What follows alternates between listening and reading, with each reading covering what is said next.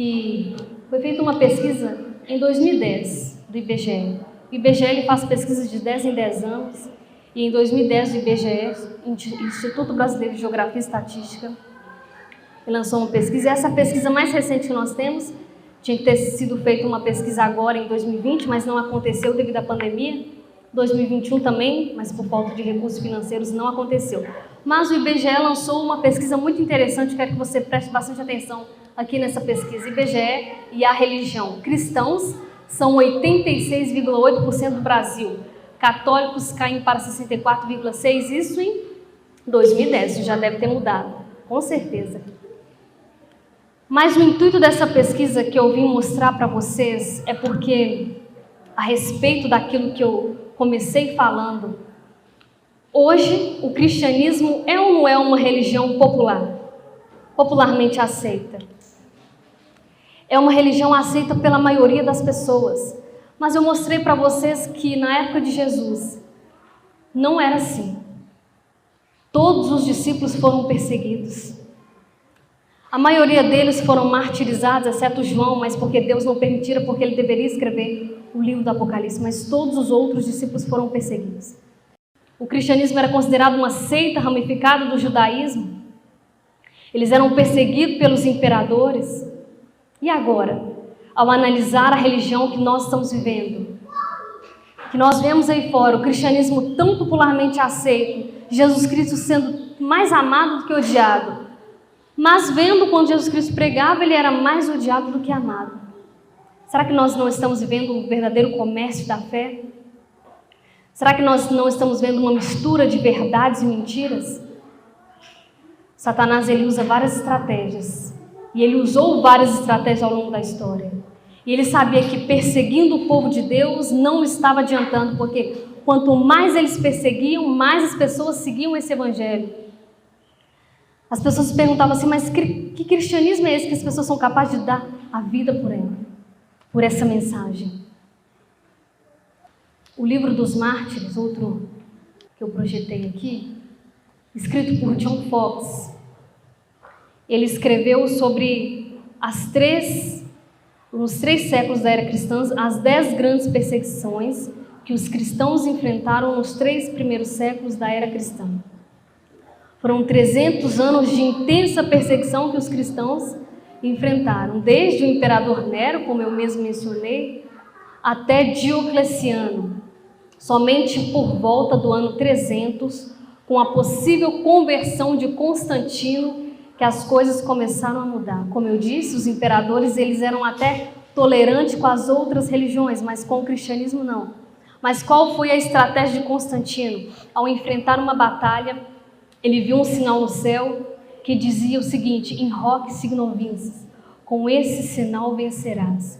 Então ele pensara que aquilo ali foi um sinal que Jesus Cristo dera a ele, e aí ele venceu a batalha, e ali, naquele período, Constantino, ele, entre aspas, se converte ao cristianismo, mas não se converteu ao paganismo. Ele não fez tão diferente dos outros imperadores. Tudo bem, ele encerra a perseguição aos cristãos, mas agora ele começa a adotar práticas pagãs junto com o cristianismo. Foi aí que ele começou. As verdades de Deus foram mudadas ao longo da história, e depois, mais à frente, a gente vê que o sábado, que antes era guardado pelos cristãos, fora mudado para o domingo, e tantas outras mentiras foram entrando para dentro da igreja, como adoração de imagens, imortalidade da alma, dentre várias outras mentiras. E por quê? Constantino, esse homem aí que vocês estão vendo, ele disse ter se convertido ao cristianismo, mas ele não se converteu de fato, porque o paganismo não saiu dele. Ele não perseguiu, não matou igual os outros. Mas ele mudou, talvez, quem sabe, ele fez pior que os outros. Porque agora ele começa a adotar práticas pagãs. E muito do que nós temos hoje aí, desse evangelho popularmente aceito, é por causa de todas essas confusões ao longo da história. Mas Deus não consentira que a sua verdade fosse escondida para sempre. Foi por isso que Deus levantou homens e mulheres em todas as gerações que eram firmes à verdade de Deus e que estavam preocupadas não consigo mesmos, mas em pregar o Evangelho de Jesus Cristo às outras pessoas. E por que nós não somos perseguidos como os discípulos eram, como os cristãos da igreja de Éfeso, a igreja primitiva? O evangelista João, o profeta João, ele diz, Deus deu a visão para ele, né, do período que a igreja ia enfrentar na terra. Apocalipse 1 até o verso 3, né? Apocalipse 1 até o capítulo 3 vai falar das 7 igrejas. A primeira igreja, a igreja pura, a igreja de Éfeso, era uma igreja que levava a verdade às pessoas. Era uma igreja perseguida, mas era pura em todas as suas doutrinas. Agora, a última geração, de acordo com Apocalipse 3, é uma igreja morna, que não é quente e nem fria. Jesus disse que prefere que seja frio do que morno, porque não sabe o que quer. Essa é a última geração que nós estamos vivendo, geração de Laodiceia. Por que nós não somos perseguidos? A serva do Senhor. Coloquei um texto que a Ellen White escreveu no Grande Conflito, página 48. A religião que em nosso tempo prevalece não é do caráter puro e santo que assinalou a fé cristã nos dias de Cristo e seus apóstolos. É unicamente por causa do espírito de transigência com o pecado, por serem as grandes verdades da palavra de Deus tão indiferentemente consideradas, por haver tão pouca piedade vital na igreja, que o cristianismo é aparentemente tão popular no mundo. Haja um reavivamento da fé e poder da igreja primitiva e o espírito de opressão reviverá, reacendendo-se as fogueiras da perseguição. Essa é a verdade. Se não somos aceitos pela maioria das pessoas, isso quer dizer que Jesus Cristo não está sendo pregado como deveria ser pregado. Não queira ser aceito pelas pessoas, não queira agradar as pessoas. Nós não fomos chamados para isso. O apóstolo Paulo falou isso, né? Se eu quiser agradar as pessoas, eu não sou servo de Jesus Cristo. Se tudo estiver bem, normal, nós não estamos incomodando o mundo. Nós devemos proclamar a mensagem em alta voz. Apocalipse 12, verso 12 diz: por isso alegrai-vos, ó céus, e vós, os que neles habitais.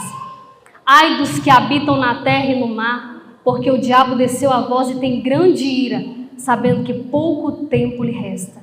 Essa mensagem do grande conflito não é para colocar medo em você e nem desesperança, muito pelo contrário. É uma mensagem que traz para você a realidade que nós estamos vivendo e qual que é o nosso papel diante do grande conflito. Deus não faz coisa alguma sem antes revelar os seus servos, os profetas. Essa é a mensagem de Deus. Deus, ele alerta. Deus quer que nós estejamos preparados para isso, para enfrentar essas perseguições. Por quê? E o dragão irou-se contra a mulher e foi fazer guerra ao remanescente da sua semente, os que guardam os mandamentos de Deus e têm o testemunho de Jesus Cristo. Para quem estuda profecia sabe que mulher aqui significa igreja. Satanás, ele está irado contra quem? Contra todos os evangélicos de hoje? Não. Satanás está irado somente contra quem? Os que guardam os mandamentos de Deus e têm o testemunho de Jesus. Foi por isso que o profeta João foi parar na ilha de Patmos, por causa da palavra de Deus e do testemunho de Jesus. Satanás está irado contra os que guardam os mandamentos de Deus e têm o testemunho de Jesus. Mas diante de tudo isso, qual será o nosso papel no grande conflito? Qual que é o papel do povo de Deus? Porque nós estamos falando que o cristianismo hoje é uma religião popular, mas Deus levantou um povo para quê? Para ficar parado? Eu um dia recebi essa mensagem, eu também estava sendo enganado pelo vinho de Babilônia. Eu também fui enganada por isso. Mas um dia essa mensagem chegou até mim. E eu conheci a verdade que nós fomos levantados para pregar. A serva do Senhor, outro texto que eu projetei, está lá em Testemunhos Secretos, página 288, ela disse: em sentido especial foram os adventistas do sétimo dia postos no mundo como vigias e portadores de luz. A eles foi confiada a última mensagem de advertência ao mundo a perecer. sobre eles incide maravilhosa luz da palavra de Deus. Confiou-se-lhes uma obra de mais solene importância, a proclamação da primeira, segunda e terceira mensagens angélicas. Nenhuma obra há de tão grande importância. Não devem eles permitir que nenhuma outra coisa lhes absorva a atenção. O outro texto está lá em Testemunhos Seletos, página 140, diz: os adventistas do sétimo dia foram escolhidos por Deus como um povo peculiar, separado do mundo, com uma grande talhadeira da verdade. Ele os cortou da pedreira do mundo e os ligou a si, tornou-os representantes seus e os chamou para serem embaixadores seus na derradeira obra de salvação. O maior tesouro da verdade já foi confiado aos mortais. A mais solene e terríveis advertências que Deus já enviou aos homens foram confiadas a este povo, a fim de serem transmitidas ao mundo. Eu disse que, pelos imperadores romanos por Roma, eles eram até tolerantes com as outras religiões, mas por que eles perseguiam os cristãos? Porque era uma religião que, sim, aceitava as pessoas. Nós somos tolerantes, claro que sim. Porém, nós não negociamos a nossa fé, a nossa crença. E quando se trata disso, eu gosto de uma frase que Martinho Lutero disse: a paz, se possível, mas a verdade a qualquer custo. Era uma religião que pregava a verdade, que pregava que não existiam outros deuses, porque eles aceitavam os deuses das outras religiões, mas queriam ser aceitos também, queriam instituir o culto ao imperador, mas o cristianismo não. O cristianismo afirmava que só existia um único Deus, um único Criador dos céus e da terra. Somente a Ele devemos adorar. E por isso eles eram perseguidos. E por causa dos mandamentos de Deus. Jesus disse: me amais, guardarei os meus mandamentos. Agora, nessa geração, nós temos uma mensagem diferente de todas as outras mensagens que estão sendo pregadas aí. Essa é a mensagem peculiar, a verdadeira mensagem presente do nosso tempo, igual Pedro disse, né?